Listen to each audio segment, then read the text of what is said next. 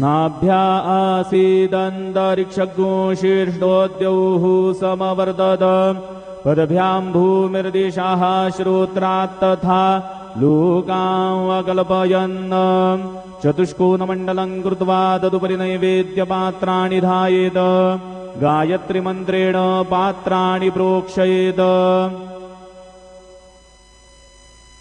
सत्यन्वरदेन परिखिञ्चामि धेनुमुद्रयाम् अमृतीकृत्य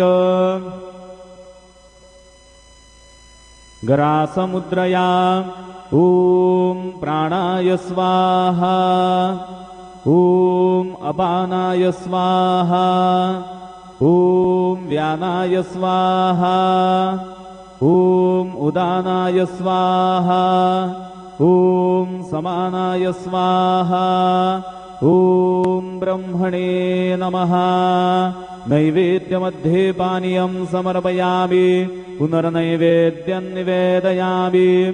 ॐ प्राणाय स्वाहा ॐ अपानाय स्वाहा ॐ व्यानाय स्वाहा ॐ उदानाय स्वाहा ॐ समानाय स्वाहा ॐ ब्रह्मणे नमः।